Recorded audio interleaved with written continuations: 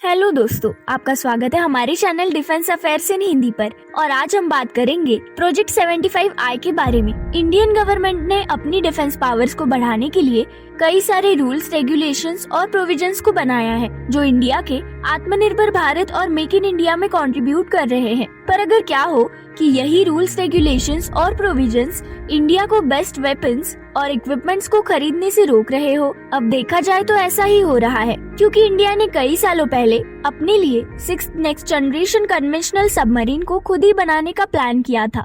और ये सबमरीन केवल एक ही देश है जो बना सकता है, और वो और कोई नहीं बल्कि रशिया है। जब इंडिया ने इस सबमरीन को अपने प्रोजेक्ट 75 इंडिया के अंडर बनाने का प्लान किया, तब रशियन मैन्युफैक्चरर्स ने इस पर आपत्ति जताई थी। अगर हम प्रोजेक्ट 75 इंडिया की बात करें तो इसमें वेपन्स को फॉरेन कंपनीज द्वारा इंडिया में ही मैन्युफैक्चर किया जाता है। हम जानते हैं कि ऐसा करना बहुत ही जरूरी है, क्योंकि अब इंडिया मेक इन इंडिया और आत्मनिर्भर भारत को ज्यादा इम्पोर्टेंस दे रहा है। और यही इस सबमरीन की मैन्युफैक्चरिंग में एक हर्डल बन गया है, क्योंकि इंडिया के रिक्वायरमेंट्स के अकॉर्डिंग इस सबमरीन में इंटीग्रेट करने वाली कोई भी चीज इंडिया में न तो बनाई जाती है और न ही इनकी कभी इंडिया में टेस्टिंग की गई है। और यहीं पर एक सवाल जो उठता है वो ये है कि जब इंडिया की रिक्वायरमेंट ही पूरी नहीं हो पा रही है, तो फिर इंडिया क्यों रशियन कंपनी से ये सबमरीन बनवाने के लिए इतना बेताब हो रहा है। इंडिया और दूसरी कंट्रीज के पास भी तो जा सकता है। हमारा ये सोचना पूरी तरह से गलत है, क्योंकि अगर हम देखें तो इंडिया ने अपने प्रोजेक्ट 75I में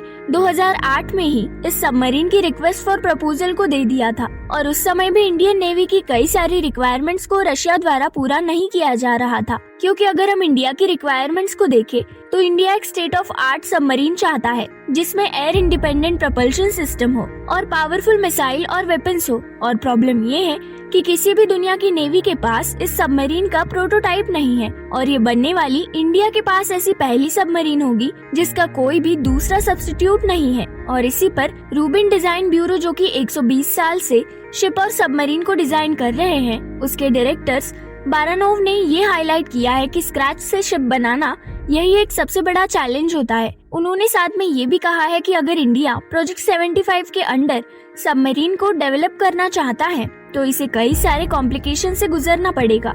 इसी के साथ अगर हम रिक्वेस्ट फॉर प्रपोजल की बात करें तो इसमें स्ट्रिक्ट टाइम पीरियड दिया है, जिसमें कंपनीज को 5 साल में इसे बनाना होगा, जो कि इम्पॉसिबल है। वही इस प्रोजेक्ट की रिक्वायरमेंट है कि इस सबमरीन को इंडिया में ही बनाया जाए, और अगर सबमरीन को गिवन टाइम के अंदर बनाया नहीं गया तो उसमें पेनल्टी बहुत ज्यादा है। और शुरू से ही रशिया के रूबिन डिजाइन ब्यूरो ने ये कहा है कि इस तरह की सबमरीन को कम समय में बनाना बहुत मुश्किल है। हालांकि उन्हें इंडिया के इस सबमरीन का आइडिया बहुत ही अच्छा लगा, लेकिन इसका प्रोजेक्ट 75 के अंडर इम्प्लीमेंटेशन बिल्कुल भी सही नहीं लगा, और इसीलिए वो इस प्रोजेक्ट के कुछ क्लॉजेस को चेंज करने के लिए इंडियन गवर्नमेंट से रिक्वेस्ट कर रहे हैं। और अगर हम देखें तो इस प्रोजेक्ट में केवल रशिया ही नहीं बल्कि स्वीडन, जर्मनी और फ्रांस ने भी पार्टिसिपेट किया था, लेकिन तीनों ने ही इस प्रोजेक्ट की कॉम्प्लिकेशंस की वजह से वॉकआउट कर दिया है। दोस्तों, इस बारे में आपकी राय हमारे साथ जरूर शेयर कीजिए, और ऐसी ही नई वीडियोस के लिए चैनल को लाइक, शेयर और सब्सक्राइब करना ना भूले।